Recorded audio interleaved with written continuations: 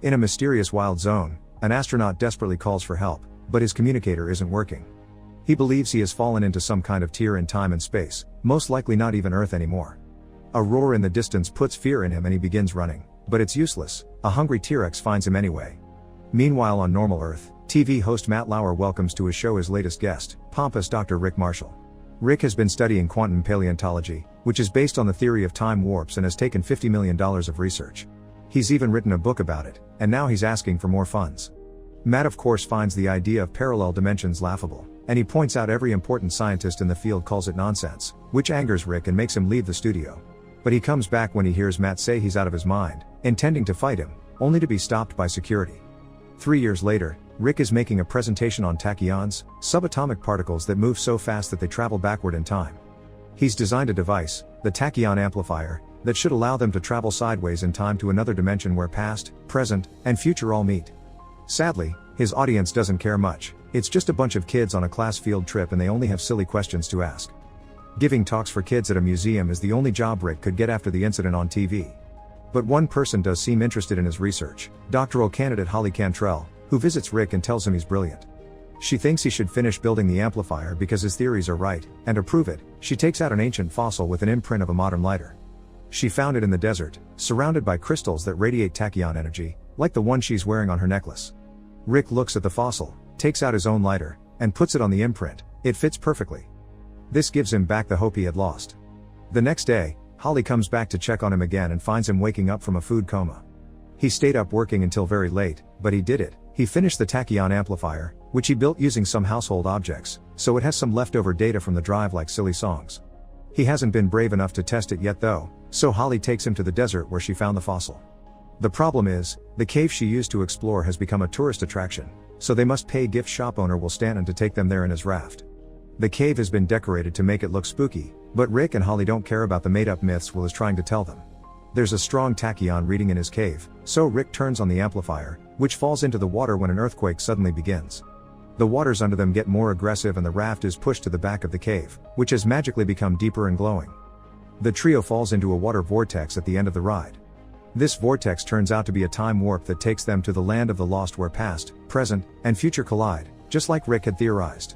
They're on a big desert surrounded by miscellaneous things that have fallen there, from random doors to a Viking ship. The only issue is that they've lost the amplifier, so they must find it if they want to return home. A sudden noise alerts them of a presence nearby, so they go investigate. They find two advanced primate creatures about to sacrifice a third, so the trio decides to cut in to rescue him. Will tries to scare them off with the flame of his lighter, but the creatures simply grab it when he accidentally drops it on the ground and run away. Since she's studied primitive languages, Holly approaches the third creature to show him their friends, and they learn his name is Chaka. Rick tries to check Chaka's wounded ankle, but this makes him freak out and run, so the trio goes after him. They end up falling into a hidden sandpit that takes them to an underground cave filled with bones. Sentient vines sneak on them from behind and grab them by the waist to hang them on a tree, so the group begins swinging from side to side to try to reach the trunk. A T-Rex appears on the opposite side and tries to eat them, but because of the swinging, he misses them and chomps on the vines instead. This frees the group and makes them fall to the ground, where they immediately start running away into the jungle, where they stop to take a picture of the T-Rex for proof before making their way into a mountain.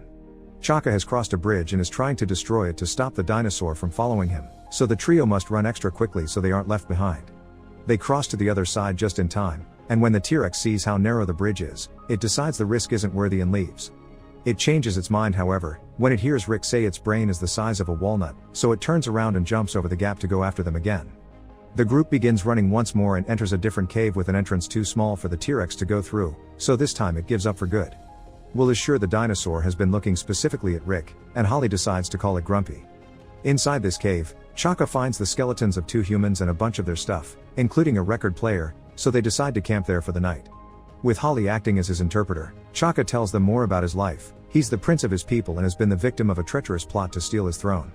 His only crime is to love too much, and he thinks he's been treated too harshly simply because he's pooped in the village well. Meanwhile, Will wants to put some boxes in front of the cave entrance to avoid being found, but Rick reminds him once again that dinosaurs have a brain the size of a walnut. Suddenly, something hits the cave and makes it shake, and when they go outside to check what it was, they find a giant walnut the T-Rex has thrown at them.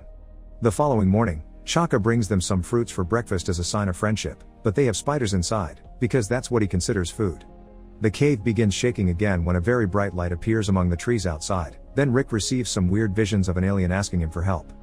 He accepts this request and runs into the jungle with his group following him closely until they come across an abandoned temple with weird-looking statues and some kind of crystal obelisk that has been sending the message to Rick.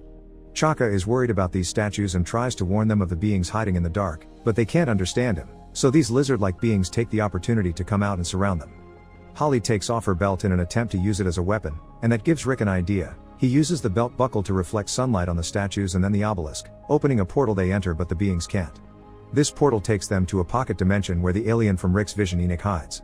He explains the creatures outside are SHARE and they are trying to take over the world by using the power of the crystals. To defeat them, he needs the tachyon amplifier to unleash the full power of the crystals. That way he could also send the trio home.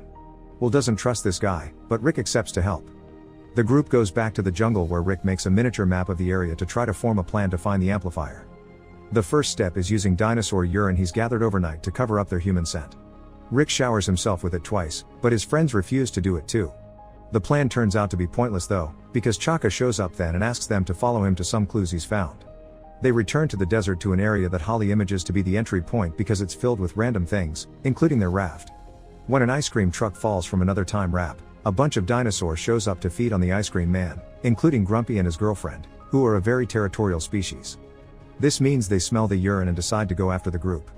The party begins running in different directions, and Grumpy manages to catch Rick, but he frees himself when his laser pointer gets Grumpy in the eyes and makes him drop him. After hiding in various buildings and vehicles the dinosaurs keep destroying, Rick hides behind a big rock and finds a tank of liquid nitrogen, which he picks up and takes to a catapult that Holly and Will prepare for him. The tank is shot into the female dinosaur's mouth, making it explode in million pieces and revealing the amplifier, which had been in her stomach all along. Before they can reach it though, a little dinosaur tries to grab it, and a pteranodon comes in and takes it to its nest when hunting the smaller prey. This makes Rick give up on their search, and Holly is hurt by this decision because she had thrown her future in science away for following him and his crazy theories. She, Will, and Chaka go back to the jungle to camp for the night, and Holly translates a bit more of what Chaka tells them about his life. He misses his tribe, which is nomadic and lives where food is. The women serve all the men's needs, and as the prince, Chaka has a harem of his own. He thinks they're ugly but they make up for it with nice personalities. Their little chat is interrupted by Rick, who had a lot of time to think and has decided he won't give up. He tries to apologize for his attitude with a song on the banjo while a huge mosquito sucks his blood, which makes him feel tired. The mosquito ends up dying when Rick passes out on top of it. The next morning, Rick doesn't notice the giant welt on his back. He just guides the group to the volcano where the dinosaur nest and the amplifier are. Very carefully, Rick sneaks among the eggs without touching them and reaches the amplifier, which has been playing music all along. When Rick turns it off though, the eggs start hatching, because what has been keeping them asleep is the music acting as a lullaby.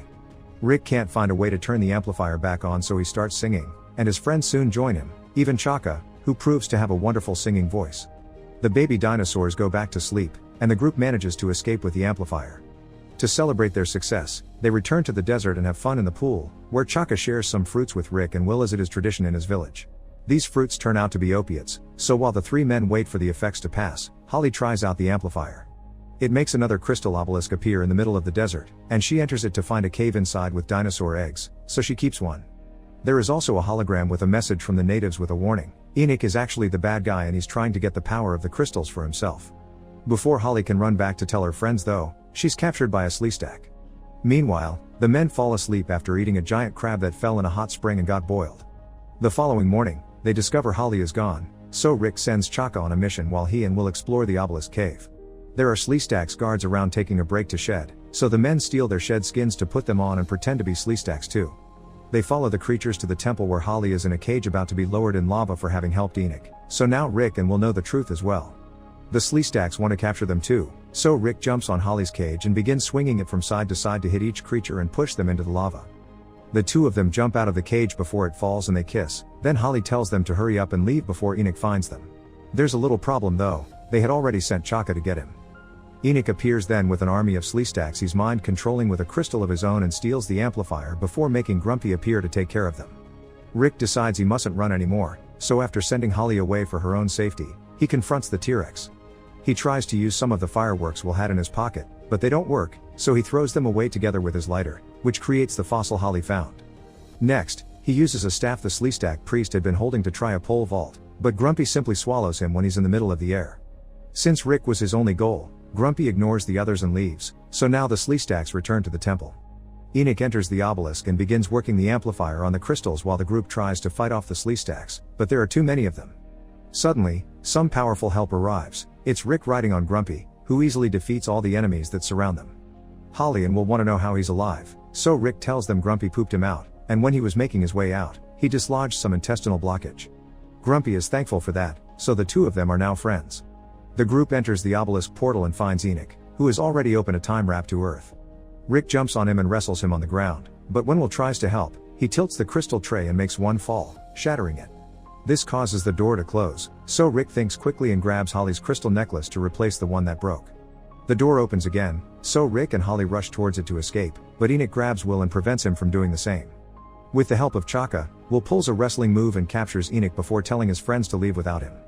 He barely had a life back on Earth, so he is staying here with Chaka and starting over. Holly and Rick enter the portal and return to Earth, right at the entrance of the tourist cave in the desert. Meanwhile, Chaka takes Will with him to meet his tribe, where the women he called ugly are actually very human-like, so Will is happy to befriend them. A year later, Rick appears on TV again to rub his success on Matt Lauer's face. He shows everyone a dinosaur egg Holly brought with her, and promotes his new book that has been titled after Matt, which causes him to jump on him to punch him. After the show is over, the egg hatches while resting on the table, and reveals it's not from a dinosaur. There is a baby Sleestack inside. Make sure to subscribe and turn on notifications so you can watch more videos like this. Thanks for watching.